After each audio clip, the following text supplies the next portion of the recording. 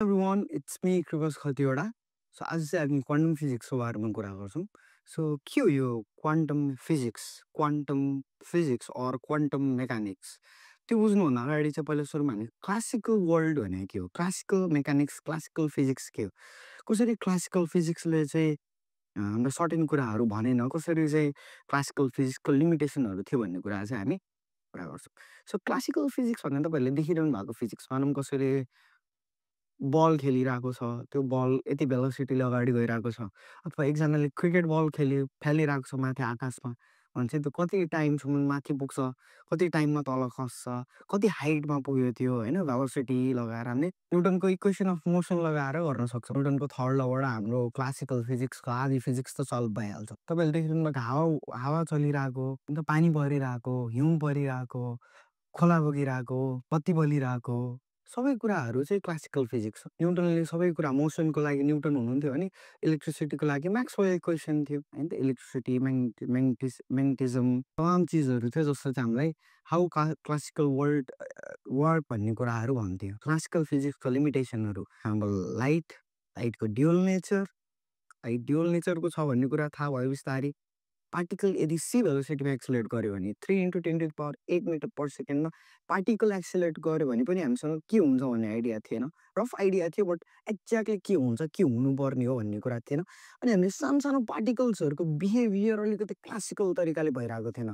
Classical तरिकाले त्यो कुराहरू देखिरहेको थिएन. त्यो कुराहरूले गर्दा चाहिँ क्लासिकल फिजिक्समा एक दुईवटा सानो कमीहरू थियो. क्लासिकल वर्ल्डले हाम्रो क्लासिकल सबै कुराहरूलाई फुलफिल गरिरहेकै थियो.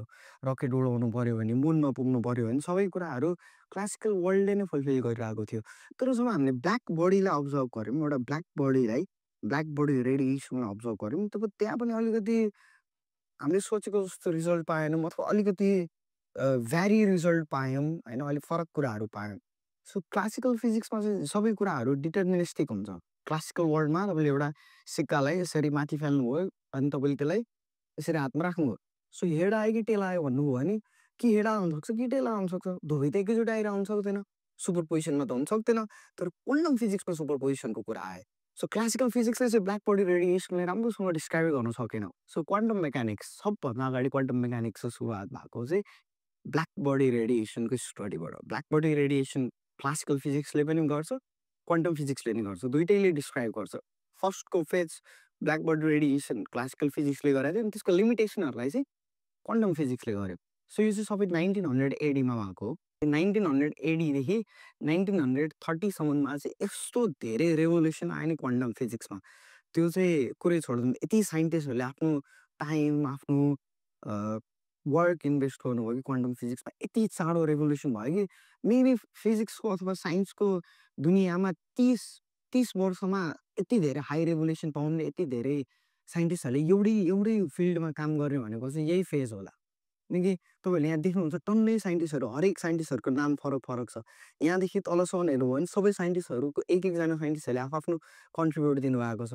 यो त बाहिर देखेको साइन्टिस्टहरू भयो चाहिँ भित्रभित्र उनीहरूलाई हेल्प गरिदिने, उनीहरूको इन्टर्न काम गरिदिने साइन्टिस्टहरू अथवा स्टुडेन्टहरू त कति धेरै हुनुहुन्थ्यो. सो 30 वर्षमा यति धेरै रेभोल्युसन हुन सक्दो रहेछ यो फिजिक्समा. अनि यो इरा भनेको चाहिँ 1900 इरा भनेको चाहिँ यो चाहिँ साइन्स फिल्डमा हुन्छ भने of course you know about this 1900 era. यसमा चाहिँ को हुनुहुन्थ्यो भनेर स्टार्ट गरौँ. ब्ल्याक बडी रेडिएसन यो चाहिँ 1900 एडीमा आएको. सो प्लाङ्क्सले यो ब्ल्याक बडी रेडिएसन अब्जर्भ गर्नुभयो कि म्याक्स प्लाङ्क्सले. धेरैवटा कुराहरू थियो त्यहाँ होइन. म अहिले ल्यापटपको स्क्रिनमा तपाईँहरूलाई त्यो प्रपर डायग्राम बनाएर देखाएर भन्छु के कुरा डिस्क्राइब भयो, के कुरा चाहिँ लिमिटेसन थियो क्लासिकलबाट भनेर. सो उनले चाहिँ ब्ल्याक बडी रेडिएसनको लागि भनेर चाहिँ म्याक्स प्लाङ्क्स एच भन्ने एउटा कन्सट्यान्ट निकालिदिनु भयो कि एच.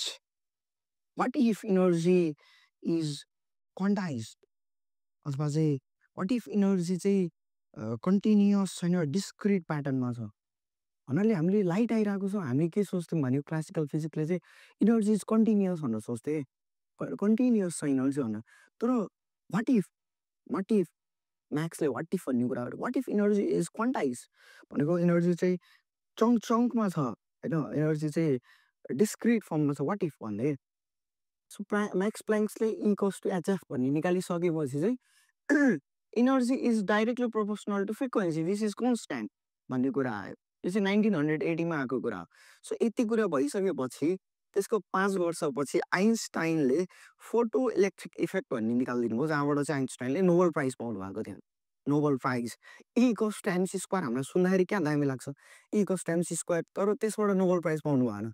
सो सानो एउटा फर्मुलाबाट आइन्स्टाइन फोटो इलेक्ट्रिक इफेक्ट 1905 बाट, जहाँ चाहिँ के भनिन्थ्यो नि, लाइटको पार्टिकललाई चाहिँ हामी, यो लाइटको पार्टिकल पनि चङ्कमा आएर हुन्छ, प्याकेटमा आएर हुन्छ भनौँ, चङ्क भन्दा नि प्याकेटमा आएर हुन्छ, त्यसलाई चाहिँ हामी फोटोन्स भन्छौँ भन्नुभयो क्या आइन्स्टाइनले। अनि त्यो फोटोन्स जब चाहिँ मेटल प्लेटमा पर्छ, मेटल प्लेट पर्ने बित्तिकै परेर एकछिन एब्जर्ब भएर होइन कि, त्यो त्यो त्यो जब त्यो फोटोन्स जब त्यो मेटल सर्फेसमा पर्छ पर्ने बित्तिकै त्यहाँको इलेक्ट्रोन चाहिँ पप आउट भएर निस्किन्छ क्या, त्यहाँको इलेक्ट्रोन चाहिँ बाहिर निस्किन्छ भन्नुभयो क्या।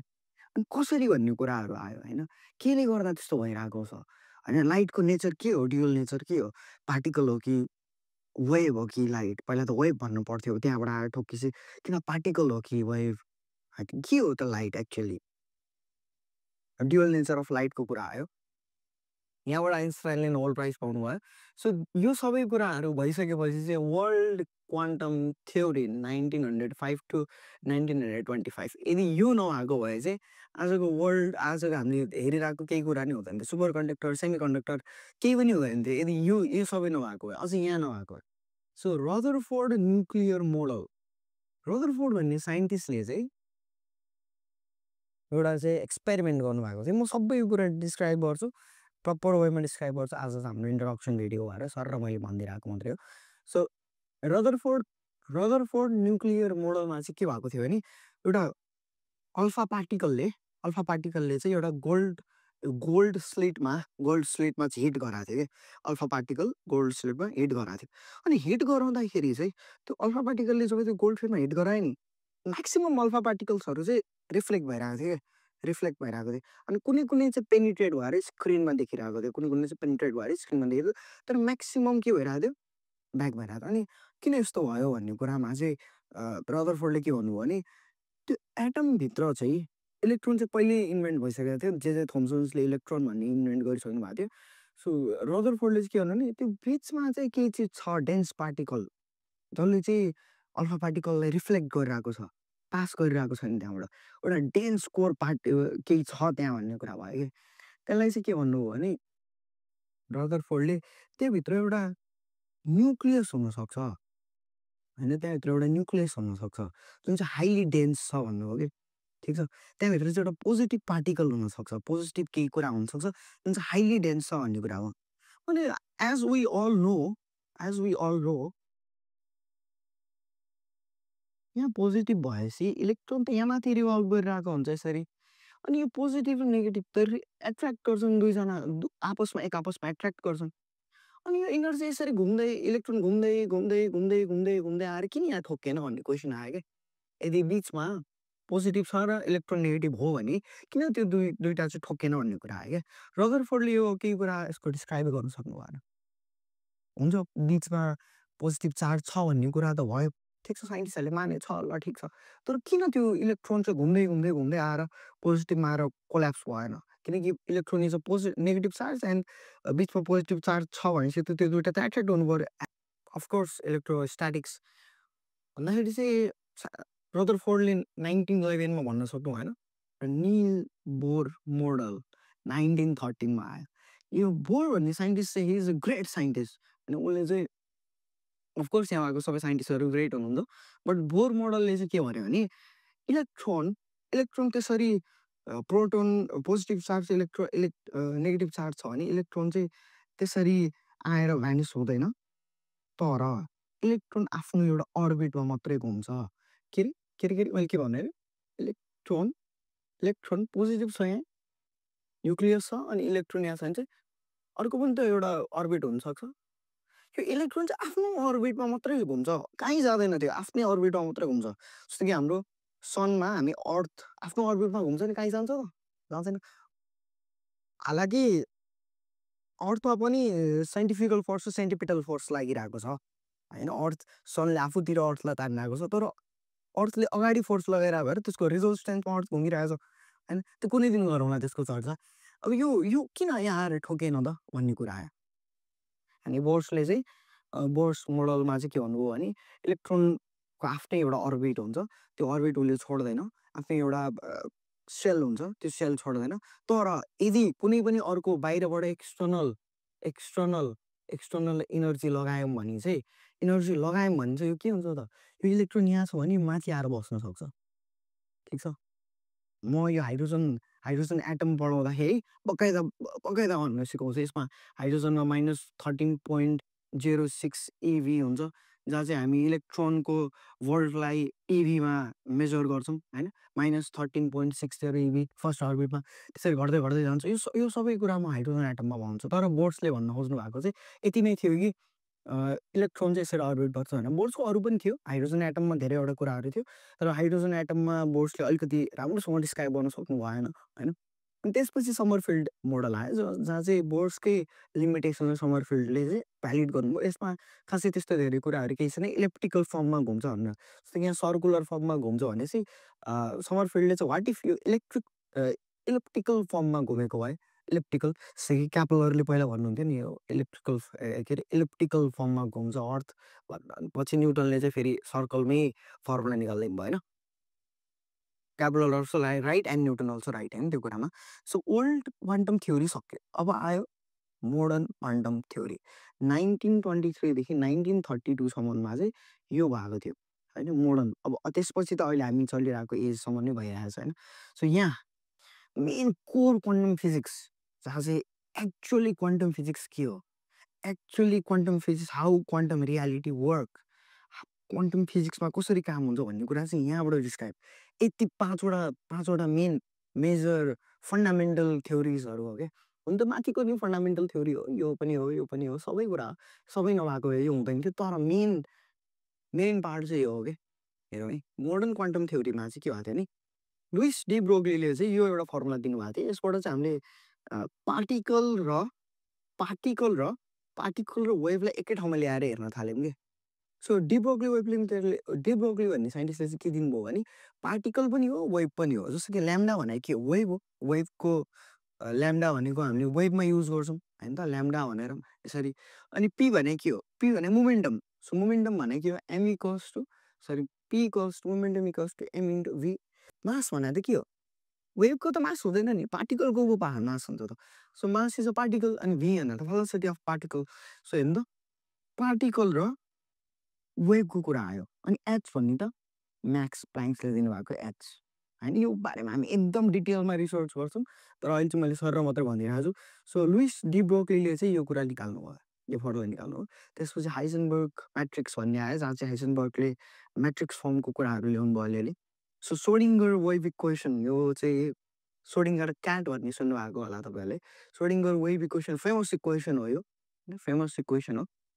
यतै कतै लेखौँ है त, यो फेमस इक्वेसन हो। यसमा चाहिँ के भनिन्छ भने -h²/2m t² psi by dx square plus v psi equals to e psi हुन्छ। यति भने चाहिँ नडराउनु, हेर्दा डरलाग्दो छ, तर अफकोर्स म तपाईँहरूलाई बेसी पढे सिकाइहाल्छु।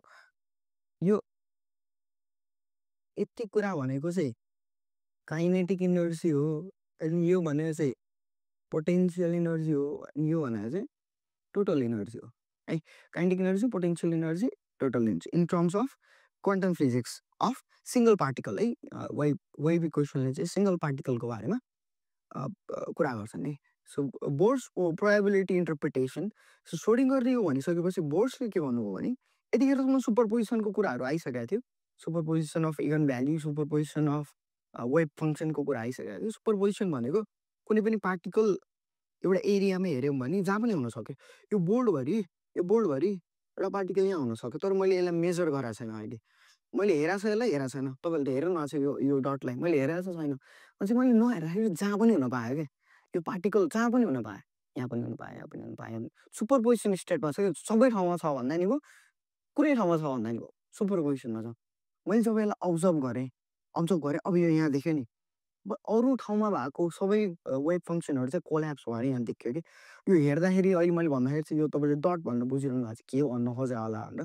तर मैले पार्टिकलको कुरा गर्दैछु, हामी यसलाई एनिमेसनबाट बकाइदा बुझ्छौँ है। अहिले चाहिँ अब यतिमै छोडिदिउँ। यसमा तपाईँहरूले एउटा अर्को योभन्दा तल एउटा अर्को बुझ्नु भयो भने हाइजेनबर्ग अनसर्टेनिटी प्रिन्सिपल भनेर हाइजेनबर्ग भन्ने साइन्टिस्टले चाहिँ यहाँ तल गएर चाहिँ अनसर्टेनिटी प्रिन्सिपल निकालिदिनु भयो। त्योभन्दा अगाडि बोर्स भन्ने साइन्टिस्टले चाहिँ निल बोर्सले चाहिँ के भन्यो भने प्रोबेबिलिटी इन्टरप्रिटेसन भन्ने चाहिँ हल्का कुरा गर्नु हो क्या। अनि यो कुरामा चाहिँ डिबेट पनि भयो आइन्स्टाइन र बोर्सको। यो कुरामा चाहिँ आइन्स्टाइन र बोर्सको डिबेट पनि भयो। तपाईँले याद गर्नुभयो यत्रो वर्ष 1905 देखि 26सम्म 1905मा त आइन्स्टाइनले फोटो इलेक्ट्रिक इफेक्ट निकाल्नुभयो। त्यस्तो खतरा साइन्टिस्टले यत्रो वर्ष यो केही कुरामा हेर्नु नै भएन कि क्वान्टम फिजिक्समा। सबै क्लासिकलको कुरा गर्नु, क्वान्टम फिजिक्समा कहिले पनि हेर्नु भएन। अनि यहाँ गएर बोर्डसँग डिस्कसन भयो क्या आइन्स्टाइनको। बोर्ड्सले के भन्नुभयो भने Einstein I think particle we cannot find the exact position and exact momentum of particle at the same time, but we can find the probability of particles भन्नुभयो क्या। वाट आइन्स्टाइनले फन्नी तरिकाले के पनि भन्नुभयो भने आफ्नो त्यो पसलको एकजना साथीलाई तिमीलाई थाहा छ के अरे बोर्स मोडल भनेको के हो, बोर्स प्रोबेबिलिटी इन्टरप्रिटेसन भनेको के हो भनेर सोध्नुभयो। अनि बोर्डसँग हुँदाखेरि बोर्डसँगै हुनुहुन्थ्यो। अनि पसलले थाहा छैन मलाई भन्यो। अनि तिमीलाई थाहा छ पार्टिकल्स एक्ज्याक्ट पोजिसन एक्ज्याक्ट मोमेन्टमा भेटिँदैन भन्ने कुरा छ भनेर। अनि त्यस्तो हुनै सक्दैन भनेको पसलले। अनि आइन्स्टाइनले एक्ज्याक्टली मैले पनि त्यही भन्दैछु हुनै सक्दैन भनेर भन्ने कि। तर आइन्स्टाइन वाज रङ अनि यो कुरामा। अनि साइन्समा यही कुरा रमाइलो क्या। साइन्सको यही कुरा चाहिँ मनपर्ने कुरा हो कि यहाँ चाहिँ केही चिज रङ छ भने रङ भन्न मिल्छ। चाहे साइन्टिस्ट जिनियसै होस्, आइन्स्टाइनले रङ गर्दो रहेछ भन्ने कुरा हुन्छ कि रङ भन्नु हुँदो रहेछ। उनी आफ्नो थट्स मेन रहेछ अरूको भन्दा नि। अनि आइन्स्टाइन बोर्ड्सले चाहिँ त्यो भनिसकेपछि प्रोबेबिलिस्टिक नेचर हुन्छ। हामीले एक्ज्याक्ट पोजिसन प्रोबेबिलिस्टिक नेचरमा चाहिँ एक्ज्याक्टली यहीँ छ भनेर भेटिँदैन, तर प्रोबेबिलिटी भेटिन्छ कि यति एरियामा हुनसक्छ भनेर, यति एरियामा हुनसक्छ भनेर होइन। यहीँ छ भनेर भेटिँदैन तर यति एरियामा हुनसक्छ भनेर। अनि हाइजेनबर्ग अनसर्टेनिटी प्रिन्सिपल यहाँ गएर चाहिँ हुनै सक्दैन भनेर भन्ने क्या। तर आइन्स्टाइन वाज रङ अनि यो कुरामा। अनि साइन्समा यही कुरा रमाइलो क्या।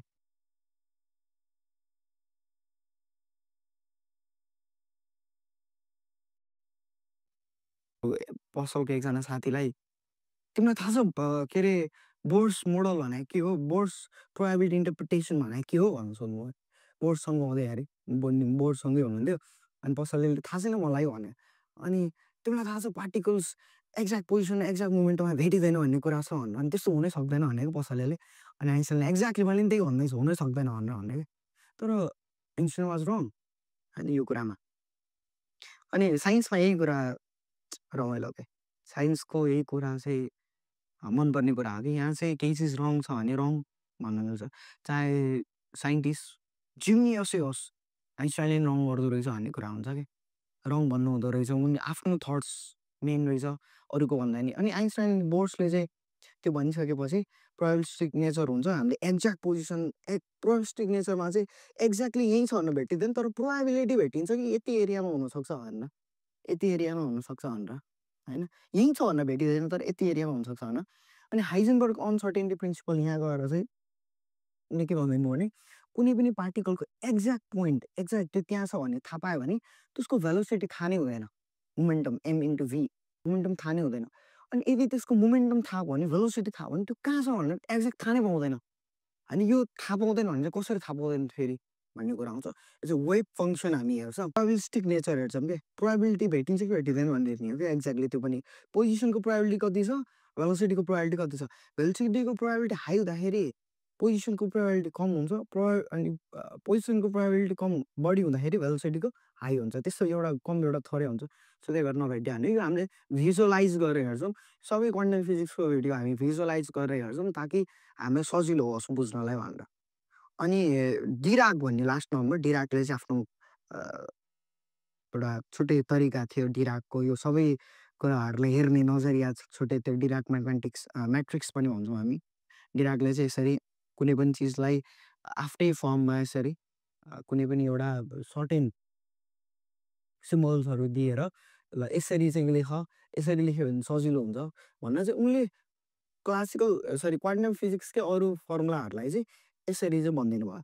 सो यो सबै मोटामोटी एकदमै माथिबाट नर्मल मान्छेहरूले बुझ्ने, नर्मल फिजिक्स नपढ्ने अनि क्वान्टम फिजिक्समा त्यति धेरै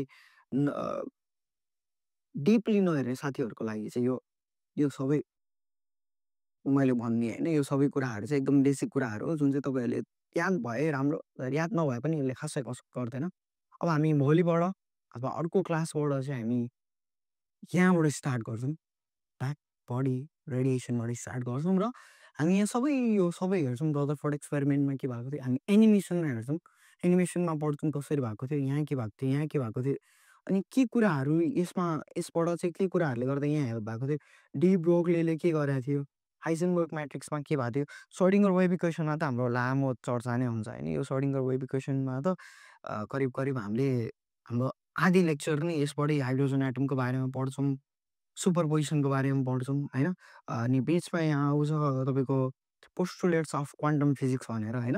त्यहाँ चाहिँ हामी सबै कुराहरू चाहिँ के गर्छौँ, हेर्छौँ। पोस्टुलेट्स अफ क्वान्टम मेकानिक्समा के थियो, सुपरपोजिसन, टाइम इभोल्युसन, स्टेटमा हिल्बर्ट स्टेटको कुरा आउँछ। त्यसपछि त्यहाँ लिनियर कम्बिनेसनको कुरा आउँछ होइन। धेरैवटा कुराहरू आउँछ, स्केलर भेक्टर क्वान्टिटीहरूको कुरा आउँछ, टेन्सरको कुराहरू आउँछ। सो धेरै कुराहरू चाहिँ हामी यसमा चर्चा गर्छौँ होइन। Probability density, probability current density, अर्थो नर्मल आउँछ होइन।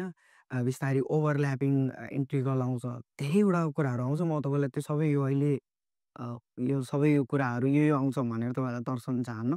सो अर्को भिडियोदेखि हामी एकदम बेसिकबाट स्टार्ट गर्छौँ, जहाँ चाहिँ हामी क्वान्टम फिजिक्सको कुरा सकिसकेपछि हामी क्वान्टम कम्प्युटिङतिर लाग्छौँ। तपाईँहरूमध्ये कसैलाई कोडिङ सिक्नु मन छ भने चाहिँ फ्लटर एप, वेब डेभलपमेन्टहरू गर्नु मन छ भने चाहिँ हामीले यही भिडियो, यही च्यानलमा अर्को प्लेलिस्टमा चाहिँ त्यो सबै कुराहरू राखेका छौँ, गएर हेर्नु होला। So thank you.